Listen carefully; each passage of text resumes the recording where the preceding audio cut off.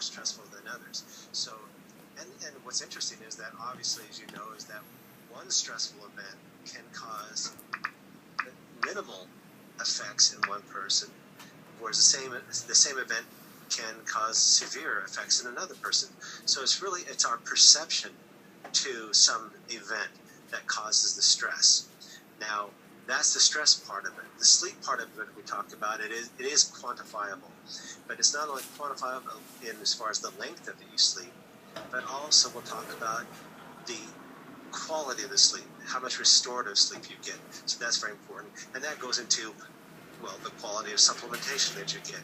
The part one and two webinars that I've already done this month, which is on the products, the USANA products, the essentials, the optimizers. We talked a lot about the quality of supplementation. The quality of sleep is just as critical, and not just getting what you can as you go. So let's talk about some of these factors that affect your health and what you can do about it. The stressful situations that we get exposed to can create many adverse effects. Some of the things I call it kind of not so fun facts, but humans can survive longer without food than without sleep. Without food, it's actually the studies have shown somebody gone 40 days without food. There's others that claim to be gone longer, but 40 days is pretty much it. The longest, I think the record that anybody has without sleep is something like 18 days. But many people will probably die before they even get to that point. It's just that your body shuts down.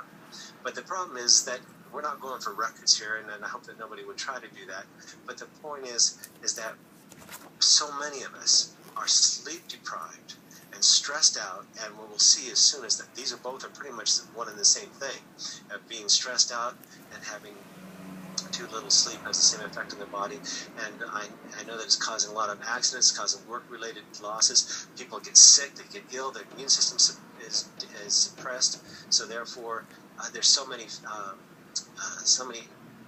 people that get ill, not just with the flu, but actually get cancer, heart disease. There's associations with that, as well as injuries. We had, during my residency program, and even medical school, we'd have people that would be, at the hospital there as a medical student or as a resident for 36, 48 hours straight. It was very common to do this at least 2-3 times, at least a couple times a week. And several of the residents would have accidents driving home because they just fall asleep. I mean, you can't maintain that. And not only if you didn't fall asleep, your abilities, your physical abilities, not just your cognitive abilities, but your reflexes and all, as if sleep deprivation is as if you were drunk. I mean, you have the same sort of pattern. Well, so what's happened with sleep over the years? If we look at what's going on with over 70, just in America, over 70 million Americans suffer from a sleep disorder. Some of those can be sleep apnea. You got to find out what's going on with you. Others can be just an acute sleep loss, which would be like studying for exam, if you're in college, but so many of us suffer a chronic problem. That's the majority. 60% have a chronic sleep disorder. And so what that is needs to be addressed because it will kill you. Well, what's happened over the last century or so? Well, previously, prior to the invention of the light bulb, people slept on average 9 hours. Well, light bulb was invented, and so people slept about 8 hours because they could stay up a little longer and they could read. Well, guess what? The TV came along, and you got to catch those Jackie Gleason shows and I Love Lucy, and so people were sleeping on average of 7 hours.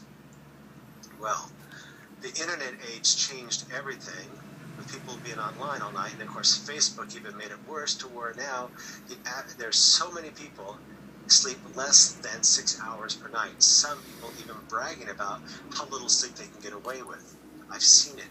Oh, I can get by on 4 hours of sleep at night. As these people age, the lack of sleep will actually age you faster. You will look older, and you will actually be older. Your skin will look older. You will wrinkle faster. Your heart will wear out. Your arteries will wear out. Because remember, the same collagen and elastin fibers that are in your skin are also in your arteries. Your endocrine system will wear out. And not only will this happen with a chronic lack of sleep, but being chronically stressed out too. And then you put the two together, then if it's a bad combination. So just off the bat, you can see that some of the effects of chronic sleep deprivation or stress would be chronic headaches and irritability and anxiety, is the fact that you're unable to cope as well. So even as you get stressed out, because you're stressed out because you can't cope so much with the event that's occurred in your life, or the events that are occurring in your life, but the add lack of sleep to it, then you truly cannot cope with it. Then you get angry and impatient with the kids. You can't think. You can't. Even the again, the motor skills go, but the cognitive abilities go. Your memory goes, because it affects not only the frontal cortex of the brain, but also the memory areas of the brain. But the memory learning failure, and then depression hits. Depression is a huge factor in today's health. As a matter of fact, the second leading prescribed class of medications in the world, at least in the first world, are antidepressants. Number one are the statin drugs, and I talked about that a lot over the last two webinars. But now we have so many people on antidepressants. And I'm not trying to make anybody feel bad if they're on an antidepressant, because so many people are, because so many people are stressed out or chronically sleep deprived, and they don't know what else to turn to. So they prescribe Prozac or Lexapro or Wellbutrin or any number of these antidepressants, and where the medical studies show that placebos work just as well for mild to moderate depression as do these drugs.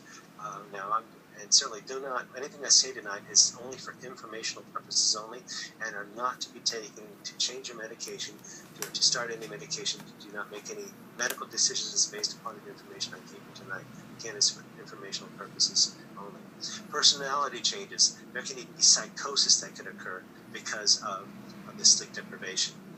So the movie here with Jack Nicholson, The Shining, is he had a personality changes. So of course we hope nobody gets that bad, but that's how you can feel like sometimes. You can feel like you're a monster around the house because you're so impatient, you're so stressed out. Look at some other. This is how it goes about. The fact that is that when I talk about chronic stress and chronic sleep deprivation having the same effect on the body, which it does, we're talking about it affects the release of hormones. Adrenaline and cortisol are released. Those adrenaline or epinephrine, cortisol, also known as hydrocortisone, these things are released in your body, which help you deal with it. A little bit of stress is okay. I mean, as a matter of fact, a little bit of stress is good in the fact that it causes you to move. If you got no stress, then why go work? You don't worry about it. Oh, I'm not going to worry about it. But the fact that it'll cause you to do things and cause you to take action, and so that's fine. It's the stress you cannot manage, that you're not adapted to, that it go beyond your coping skills. That is so excessive that it affects your body, and then the chronic release of these hormones, the adrenaline and cortisol, causes the problems. The chronic cortisol release causes your blood sugar to raise, and it also causes you to become insulin resistant. It also raises your blood pressure and heart rate. But so what happens with prolonged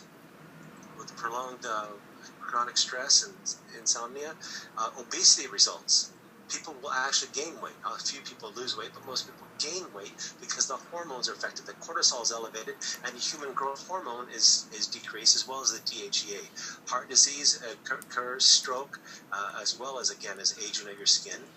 Cancers develop, and most of these could be because of the fact that your immune system is suppressed, the fact that you get more diseases. Mental illness, we already talked about that, and then of course people can turn to substance use to try to handle this. But over here this shows a woman where there's many different areas in your body which get affected by the stress from your brain and your thinking, your psychosis, the mental illness, the depression, psychosis, your respiratory rates up, your heart rate was affected, your insulin is how it's released from your and other factors from their liver, your digestion gets off, the endocrine system's off, and then even fertility.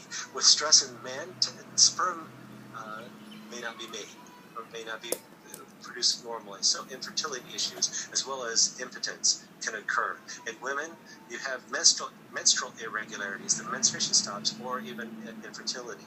So we know that these have affected the body. And so to deny that, oh, I can handle the stress, oh, that's okay, oh,